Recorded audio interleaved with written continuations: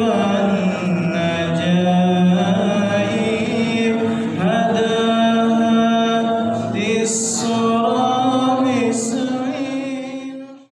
Setan itu seperti serigala, sebagaimana serigala yang menyerang kambing. Ini di negeri Arab sana banyak pengembala kambing di padang-padang pasir.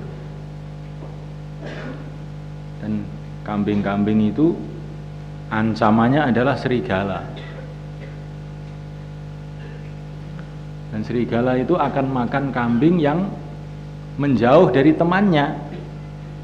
Kalau kambing ini masih ngumpul dengan temannya, di situ ada pengembalanya, maka serigala itu nggak berani. Tapi kalau kambing itu misah dari temannya, nah ditangkap sama serigala itu. Maka Nabi pesan, begitu juga syaitan. Kalau kamu sudah menjauh dari jalan umumnya orang Islam, gitu, jalan umumnya orang Islam, maka kamu akan ditangkap sama syaitan.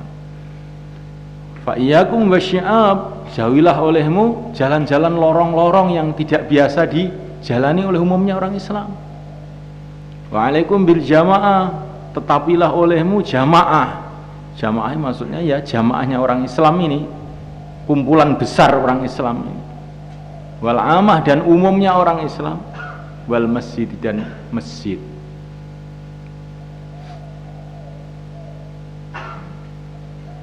Jadi ini apa itu, kamu harus tahu bahwa begitu Nabi wafat, ini beliau ini sudah meninggalkan satu masyarakat, yaitu masyarakatnya para sahabat. Masyarakatnya para sahabat yang mereka ini telah mengamalkan agama dengan baik. Kemudian masyarakat ini terus berjalan dari generasi ke generasi.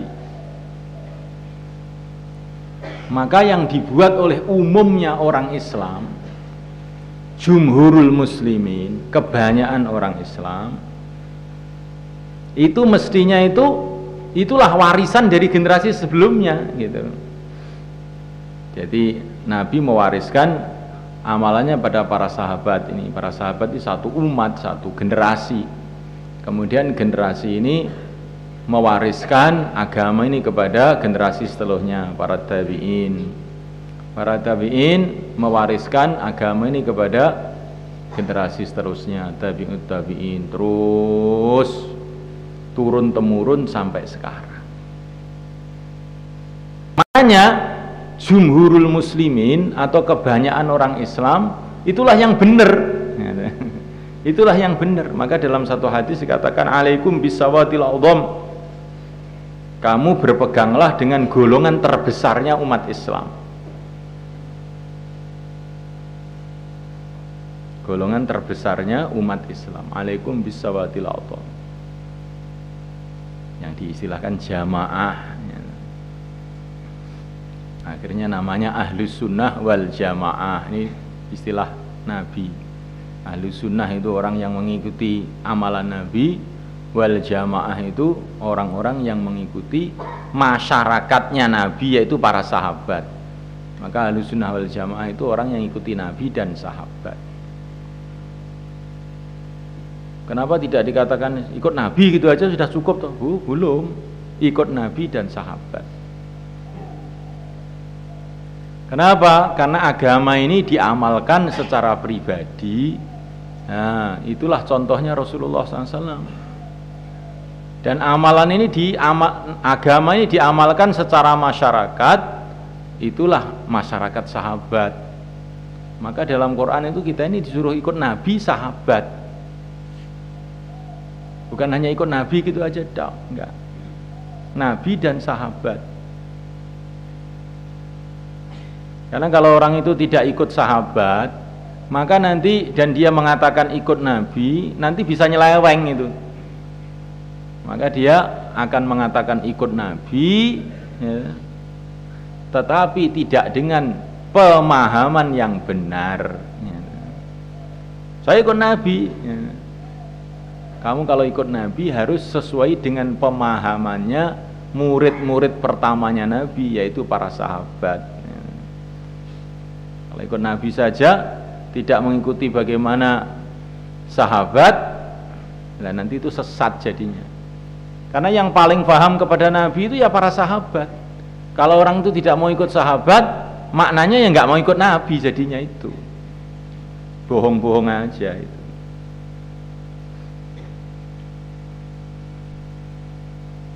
Kemudian kita ini orang awam. Ada orang mengatakan ikut Nabi sahabat sudah cukup. Tidak. Allah menyuruh kita untuk ikut para orang yang ahlinya. Was'alu ahla dzikri in kuntum la ta'lamun.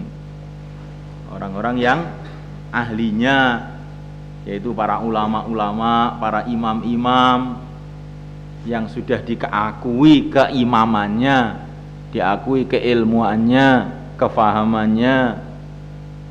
Ini juga harus kita ikuti mereka, karena Allah juga menyuruh kita mengikuti para ulama. Jadi kalau ikut Nabi, sahabat dengan jalannya para ulama-ulama yang ahlinya, lah jadinya kita ini benar, itu ikut prosedur namanya. Kalau tidak begitu, nggak ikut prosedur, nanti malah sesat di jalan. Maka kamu lihat mana yang dibuat, apa-apa yang difahami, yang dipegang oleh jumhurul muslimin, yaitulah yang benar. Makanya dalam bidang fikih ini jumhurul muslimin seluruh alam ini mengikuti mazhab 4. Kalau enggak Syafi'i ya Hambali, ya Maliki atau Hanafi.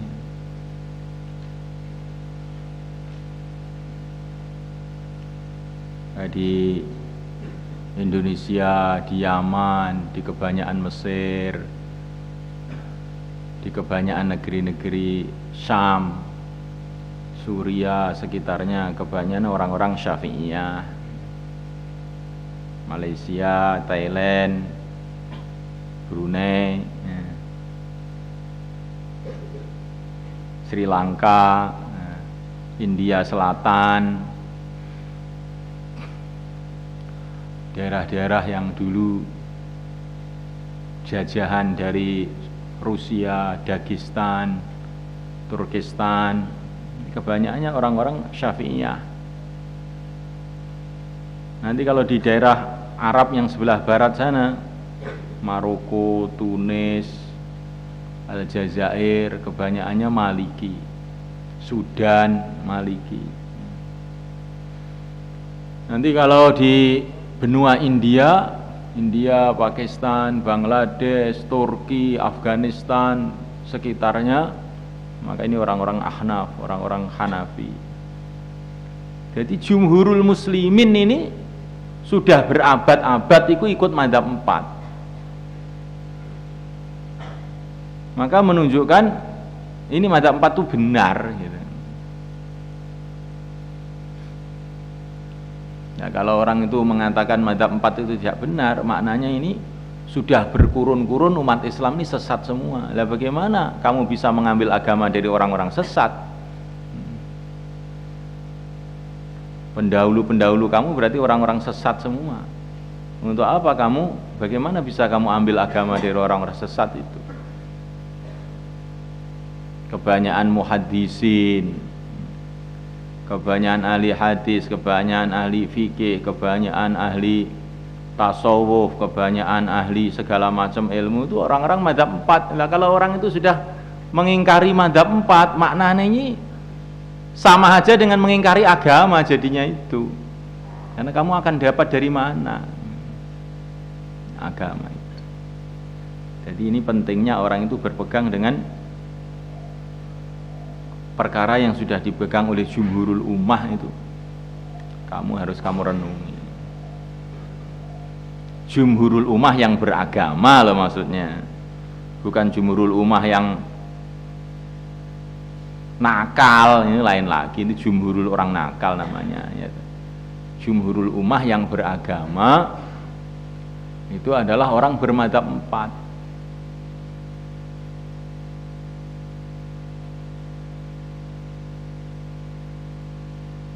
Maka kalau orang nggak mau bikin amalan-amalan yang bertentangan dengan yang telah ditentukan dalam mazhab-mazhab ini, kamu lihat nanti kan pengacau jadinya. Jadinya pengacau, pengerusak akhirnya. Karena dia ini akan memecah belah umat yang sudah mapan dalam amalan yang sudah 1000 tahun lebih. Bagaimana? Amalan-amalan sudah ditulis, dikaji, diamalkan 1000 tahun lebih, tahu-tahu datang orang baru, wah ini nggak bener, hadisnya begini loh, kayak Nabi baru diutus kemarin saja.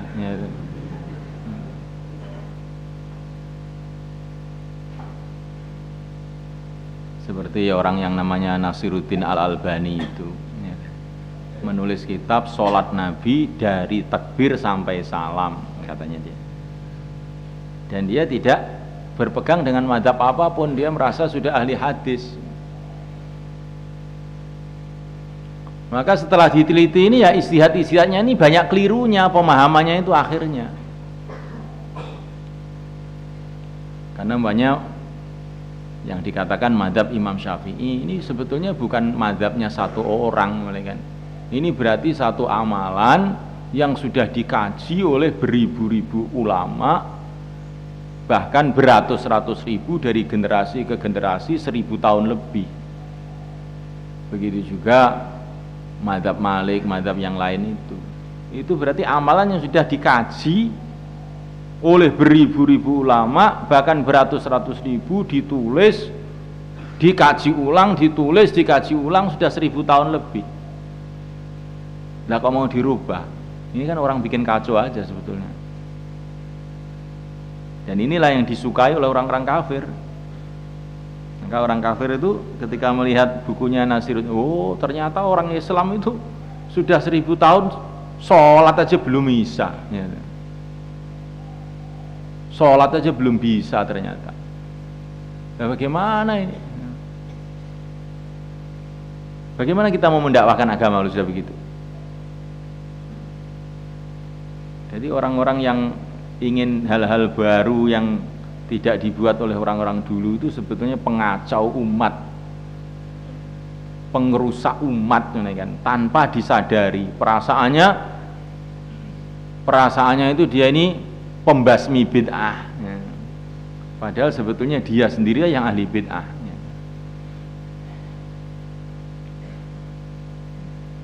Memecah belah umat, mengacaukan umat, membuat umat ragu-ragu terhadap amalan agama.